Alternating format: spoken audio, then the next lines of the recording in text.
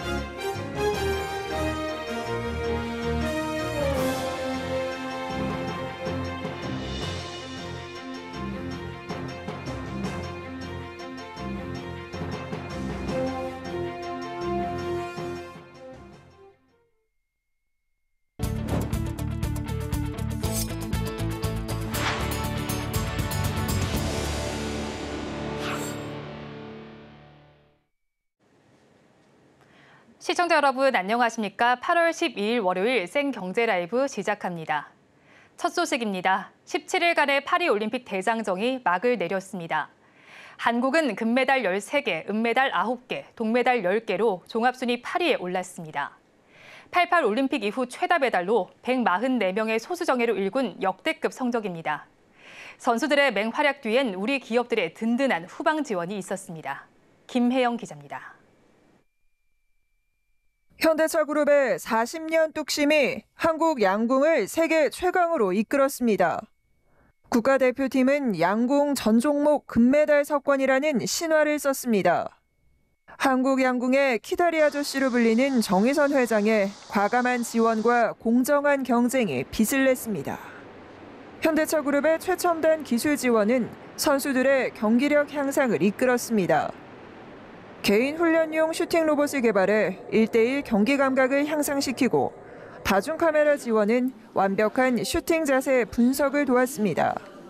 특히 대표팀 선발과 일정 등에는 일절 관여하지 않는다는 정 회장의 운영 원칙이 공정한 경쟁을 가능토록 했습니다. 한국 펜싱도 이번 올림픽의 효자 종목으로 우뚝 섰습니다. 숨은 공신은 SK텔레콤. 펜싱 남자 사브르 개인전과 단체전에서 금메달을 획득한 데 이어 여자 사브르 단체전에서도 은메달의 쾌거를 이뤘습니다. SK텔레콤은 지난 20년간 300억 원의 아낌없는 후원을 통해 펜싱 종주국인 프랑스를 꺾고 한국의 위상을 높였습니다. 이와 함께 팀 SK 역도 박혜정 선수도 은메달을 목에 걸었습니다. SK텔레콤은 수영과 리듬체조, 육상 높이뛰기 등 아마추어 스포츠 지원도 꾸준히 이어나가겠다는 계획입니다. 올림픽 공식 파트너사인 삼성전자의 지원도 눈길을 끌었습니다. 삼성은 지난 40여 년간 단순한 브랜드 마케팅을 넘어 한국의 대표 기업으로 사명감을 갖고 선수 지원에 나서고 있습니다. 특히 이번 올림픽에선 시상대 셀카를 찍는 빅토리아 셀피가 전 세계인의 이목을 사로잡았습니다. 선수들은 치열한 경기를 끝내고 메달을 받은 후 경쟁 선수들과 환하게 웃으며 사진을 찍었고 이 모습은 전 세계에 송출됐습니다. 서울경제TV 김혜영입니다. 이번 파리올림픽에서 한국 식문화를 전 세계에 알린 비비고 시장의 눈길을 끌었습니다. 현지에서 매일 준비한 500인분이 평균 4시간 만에 품절됐습니다. 세계인들이 바란 K푸드의 비결이 뭔지 김민 기자가 알아봤습니다. 파리올림픽 기간 중 코리아하우스에 마련된 비비고 시장. CJ 제일제당이 우리 식문화를 전 세계에 알리기 위해 한국식 시장 형태의 부스를 설치했습니다. 비비고 떡볶이와 김치를 만두, 주먹밥, 핫도그 등과 곁들인 콤보 메뉴 5종을 선보였는데 이 중 소불고기 만두 콤보와 치킨 만두 콤보가 특히 인기를 끌었습니다. And I like the K-pop culture and also the food. The food is amazing. So right now with the Olympics, all the people coming through from all the world, like it's amazing to get to know more about the cultures directly. 방문객뿐만 아니라 현지 대형 유통 채널을 포함한 19개 업체에서 60명의 바이어가 비비고 시장을 찾았습니다. 직접 맛보며 비비고 제품의 가능성을 확인한 겁니다. CJ 제일제당은 비비고의 인지도를 높이기 위해 프랑스를 비롯 유럽의 주요 언론을 대상으로 유럽 사업과 비비고를 소개하고 김밥을 직접 만들어보는 쿠킹 클래스도 함께 진행했습니다. 영화, 음악, 드라마, 뷰티, 음식 그 모든 부분에 걸쳐서 CJ 그룹이 갖고 있는 컨텐츠가 전 세계 소비자와 어떻게 연결되는지를 잘 보실 수 있는 기회라고 생각합니다. 프랑스 시장에서 성공 가능성을 본 CJ 제일제당. 비비고 시장을 발판 삼아 사업 영토를 확장한다는 계획입니다. 서울경제TV 김민희입니다. 손태승 전 우리금융그룹 회장 일가의 350억 원 규모 부적정 대출이 밝혀지면서 우리은행의 심각한 내부 통제 부실이 수면 위로 드러났습니다. 임종용 우리금융그룹 회장은 긴급 임원 회의를 열고 사과했지만 여러 의혹이 제기되며 사태가 커지고 있습니다. 이연아 기자가 보도합니다. 임종용 우리금융그룹 회장은 오늘 아침 긴급 임원회의를 열고 손태승 전 우리금융 회장의 부적정 대출에 대해 사과드린다며 고개를 숙였습니다. 임 회장은 이번 사건과 연계된 수사 과정에 최대한 협조하겠다고 밝히며 환골탈태 계기로 삼겠다 말했지만 현장에서는 여러 의혹이 제기되고 있습니다. 금융감독원의 현장 검사를 통해 드러난 손태승 전 우리금융 회장의 부적정 대출 규모는 350억 원, 28건입니다. 손 전 회장은 지난 2020년 4월부터 올해 1월까지 친인척 기업에 총 616억 원의 대출을 내줬고 이 가운데 350억 원이 대출 심사와 사후 관리 과정에서 절차를 따르지 않고 부적정하게 심사한 것으로 금감원 검사 결과 드러났습니다. 임 회장은 채권 회수를 통해 손실 최소화를 약속했지만 단기 연체와 부실 대출 규모를 감안하면 손실이 불가피할 것으로 전망됩니다. 현장에서는 우리은행 내부 통제 실패로 인한 사금고로 전락하게 됐다며 은행 기능을 상실했다는 비판의 목소리가 거셉니다. 특히 우리은행 내부적으로 부적정 대출 사실을 확인하고도 은폐하려 했던 것 아니냐는 의혹이 제기되고 있습니다. 우리금융 측은 올해 초 자체 검사로 관계자 임직원 8명을 면직, 감봉 조치 등 제재했다고 밝혔고 지난 9일 관련 임직원 대상 사문서 위조, 배임 등 혐의로 수사기관에 고소했다고 설명했습니다. 하지만 금융권에서는 내부 인지 시점과 수사기관 고소 등 징계 시점이 몇 달 이상 차이 나는 것에 대해 의문을 제기하고 있습니다. 금감원에 손 전 회장의 부적정 대출 제보가 접수되자 뒤늦게 내부 처벌에 들어간 것 아니냐는 의견이 나오고 있습니다. 일각에서는 임 회장이 손 전 회장의 부적정 대출권을 인지하고 있었는지도 확인해야 한다는 주장도 제기됩니다. 현재 금감원은 금융지주 권한을 악용했을 가능성을 제기하며 매우 심각한 사안이라 보고 있습니다. 금감원은 손 전 회장 부적정 대출 관련 제재 절차를 진행하는 한편 위법 혐의 등에 대해서는 수사기관에 별도 통보할 예정입니다. 향후 검찰은 임직원 8명에 대한 대출 과정 특혜 제공 여부 등을 집중적으로 수사할 것으로 예상되는 가운데 손 전 회장의 부적정 대출을 지시했거나 인지하고 있던 연루자가 나온다면 수사는 더욱 확대될 것으로 전망됩니다. 서울경제TV 이연아입니다.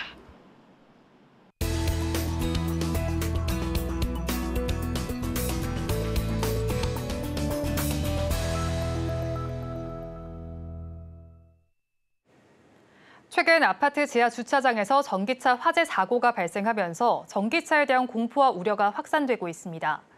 국내 완성차 업체들은 배터리 제조사를 공개하고 있고 정부도 오늘 전기차 화재에 대응하기 위한 긴급회의를 열었는데요. 자세한 이야기 산업일보 이혜랑 기자와 알아보겠습니다. 어서 오십시오. 네, 안녕하세요. 네, 먼저 오늘 정부가 전기차 화재 예방을 위한 긴급 회의를 열었습니다. 어떤 내용이 오갔습니까? 네, 오늘 오전 환경부 주관으로 국토부, 산업부, 소방청 등 관계 부처들이 참석한 긴급 회의가 열렸습니다. 전기차 화재를 줄일 수 있는 방안이 무엇인지, 전기차 안전을 강화할 수 있는 방법은 어떤 것이 있는지 논의하는 그런 자리였는데요. 지하 대신 지상 주차장 내에 충전 시설을 설치하는 방안과 스프링클러 설치 확대, 그리고 문제로 지적된 과충전 방지 장치 보급 등의 논의가 이뤄진 것으로 알려졌습니다.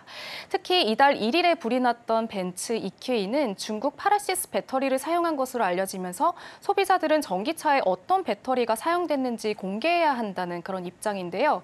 유럽, 미국 등 해외에서는 전기차 생산업체들이 배터리 제조사를 공개하도록 추진하고 있는 만큼 우리 정부 역시 국민의 알 거리를 위해서 제조사 실명제 방안을 검토 중인 것으로 알려졌습니다.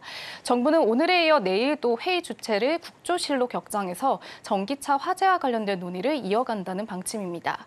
최근 전기차에 대한 소비자들의 불안이 커지자 현대차 그룹은 그동안 차량 설명서 등에만 공개됐던 이 배터리 제조사 현황을 지난 9일 자사 홈페이지에 차종별로 선제적으로 공개했습니다. 이 홈페이지에 따르면 소형 SUV인 코나 일렉트릭 2세대에 중국산 CATL 배터리를 탑재했고 그 외에는 모두 LG 에너지 솔루션과 SK온 국내 업체 제품이 들어간 것으로 확인이 됐습니다. 네, 그렇다면 다른 완성차 기업들도 배터리 제조사 정보를 공개하고 있습니까? 네, 기아도 조금 전에 이제 홈페이지에서 배터리 제조사를 공개를 했습니다. 지난해 8월 출고된 레이 EV와 니로 EV에 중국산 CATL 배터리를 탑재했고 그 외에는 현대차와 마찬가지로 LG 에너지 솔루션과 SK온 제품이 들어갔습니다. KG 모빌리티는 단종된 코란도 이모션의 경우 LG 에너지 솔루션 배터리를 사용했고요. 토리스 EVX와 코란도 EV는 중국 BYD의 리튬 인산철 배터리인 LFP를 사용했다고 설명했습니다. 르노 코리아는 2013년부터 2019년까지 SM3 전기차를 판매했는데 초창기에는 일본산 배터리를 사용했지만 일반인을 대상으로 판매하지는 않았고요. 일반인 대상으로 사용된 차량에 보급된 배터리는 LG 에너지 솔루션 제품이라고 발표를 했습니다. GM 한국 사업장은 GM과 LG 에너지 솔루션이 세운 합작법인 얼티엄 셀즈에서 생산된 배터리를 사용하고 있다고 설명을 했습니다. 네, 배터리 제조사 공개 실효성이 있을까요? 아무래도 최근에 중국에서 제조한 전기차 배터리가 화제가 나면서 중국산 제품에 대한 불안감이 커지고 있습니다. 반사이익으로 국산 배터리에 대한 수요가 높아질 것으로 보이는데요. 현재 전 세계 전기차 배터리의 55%가 중국산, 우리나라가 22에서 24%의 시장 점유율을 보이고 있습니다. 학계에서는 단순한 배터리 실명제보다는 제조사별 불량률 등 정확한 배터리 성능 분석이 동반된 정보가 제공돼야 한다고 지적하는데요. 이호근 대덕대학교 미래자동차학과 교수의 말씀을 들어보겠습니다. 실효성을 제대로 보려면 배터리 제조사별, 나라별 화재나 불량률에 대한 통계가 있어야 되고 전기차 화재도 충돌 사고로 인한 화재인지 배터리로부터 자연 발화된 건지 충전기의 문제인지 이런 게 명확히 분석이 돼서 그런 걸 비교하고 소비자들이 선택을 하거나 이럴 수 있는 어떤 백그라운드도 반드시 동반돼야 된다고 볼 수 있습니다. 네, 정부는 다음 달 중에 전기차 화재 관련 종합 대책을 내놓을 방침으로 알려졌는데요. 이러한 세부적인 부분까지 정밀한 논의가 필요할 것으로 보입니다. 네, 오늘 말씀 잘 들었습니다. 산업일보 이혜랑 기자였습니다. 고맙습니다.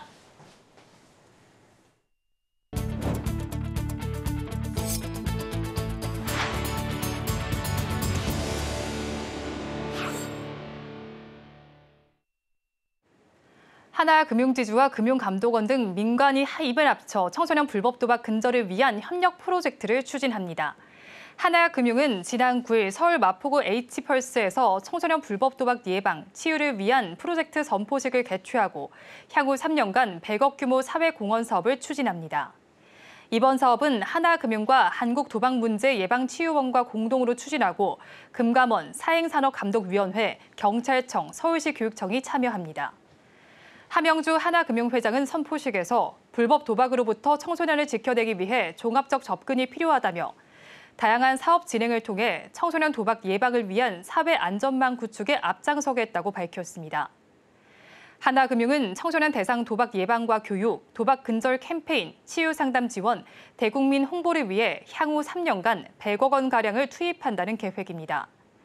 선포식에 참석한 이복형 금감원장은 금융권 공공기관 프로젝트가 청소년 미래를 지키는 의미 있는 한 걸음이 될 것이라고 말했습니다.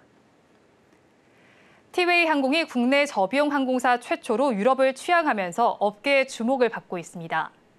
대한항공과 아시아나항공의 기업 결합 과정에서 유럽 4개의 노선을 이관받았는데요. 티웨이 항공이 최근 출발 지역 문제에 경영권 분쟁 우려까지 겹치며 유럽 노선에 대한 적격성 논란이 일고 있는 모습입니다. 김효진 어제 오전 싱가포르에서 인천으로 출발한 티웨이 항공 TW172편. 이륙 55분 만에 기체의 안전점검이 필요한 부분이 확인돼 공항으로 회항했습니다. 티웨이 항공 측에서 대체 항공기를 보냈지만 21시간 가까이 지연돼 285명의 승객들이 큰 불편을 겪었습니다. 앞서 지난 6월엔 오사카행 비행기가 11시간가량 출발이 지연되자 승객들이 법적 대응을 밝히기도 했습니다. 대한항공과 아시아나항공의 합병 과정에서 유럽 노선 4개를 이관받으며 합병 최대 수혜자로 떠올랐지만 소비자 신뢰에 금이 가고 있는 겁니다. 여기에 이대 주주가 지분을 끌어모으고 있어 경영권 분쟁 우려도 제기되고 있는 상황.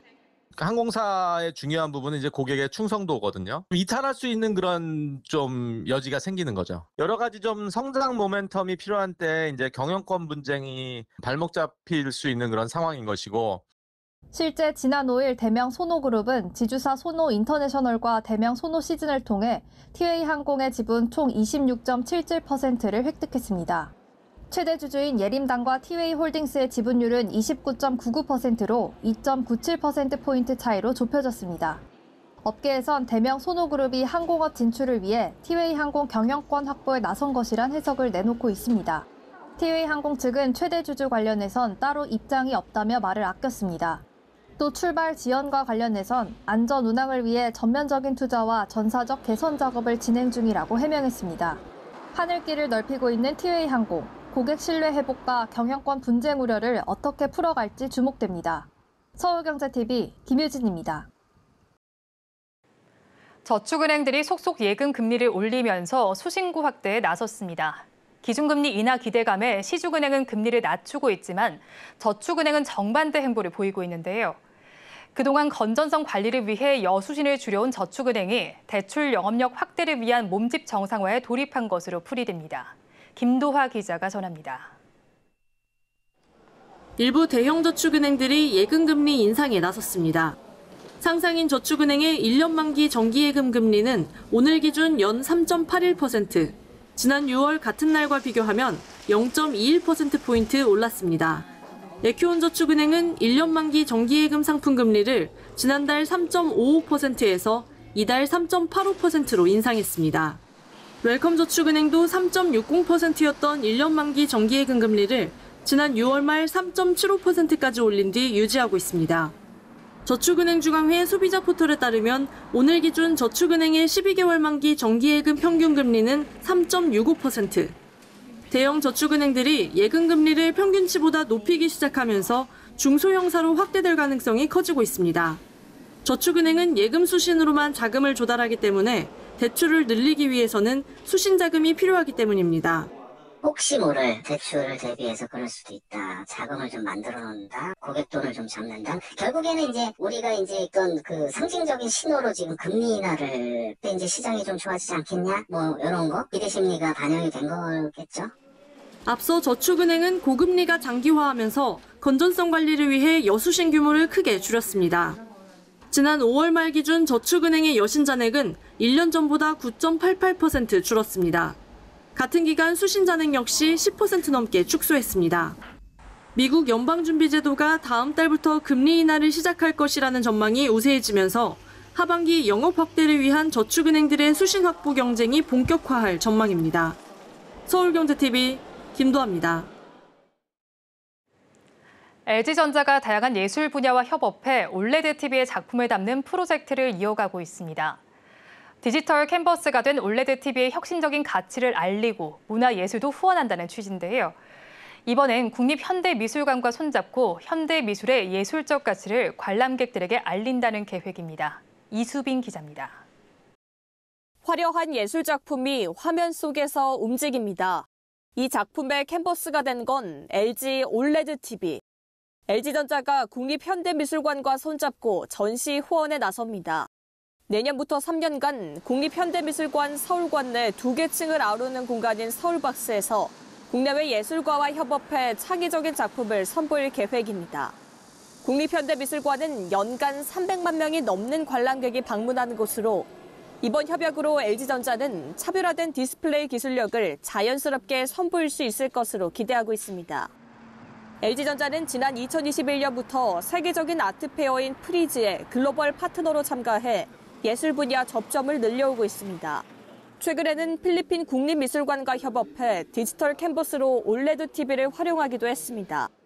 LG전자는 다양한 예술 분야와 협업을 통해 작품을 담는 디지털 캔버스로서 LG 올레드 TV만의 가치를 알려나가기 위해 문화예술을 후원하는 LG 올레드 아트 프로젝트를 진행하고 있습니다. LG전자는 예술에 영감을 주고 아티스트가 선호하는 올레드 TV라는 브랜드 리더십을 공고히 하면서 예술에 관심이 많은 고객과의 접점을 꾸준히 확대하고 있습니다. LG전자와 국립현대미술관은 앞으로도 다양한 프로젝트를 개발해 다채로운 경험을 선사한다는 계획. 예술과 기술이 만나 어떤 시너지를 보여줄지 주목됩니다. 서울경제TV 이수빈입니다. 스타벅스 코리아가 모바일로 주문하는 사이렌 오더의 누적 주문 건수가 5억 건을 돌파한 것을 기념하며 이벤트를 열었습니다. 스타벅스는 오늘부터 3주간 매주 월요일 오후 2시부터 5시까지 사이렌 오더로 제조음료 주문 시 반값 할인 혜택을 제공합니다. 사이렌 오더는 2014년 첫 선을 보인 이래 지난 6월 론칭 10년 만에 주문 건수 5억 건을 돌파했습니다. 스타벅스 코리아는 사이렌 오더 결제 비중이 매년 꾸준히 증가해 론칭 초기에 한 자릿수였던 결제 비중이 2019년 20%를 넘어섰고 현재는 전체 주문의 35%를 차지하고 있습니다. 스타벅스 측은 향후 고객들이 사이렌 오더를 더 편히 이용할 수 있도록 음료 주문 시 예상 대기 시간을 안내하는 기능을 추가하고 연내에 주문을 취소할 수 있는 기능을 도입하는 등 고객 경험을 향상시켜 나갈 계획이라고 밝혔습니다. 생 경제 라이브 마칩니다. 함께해 주신 여러분 고맙습니다.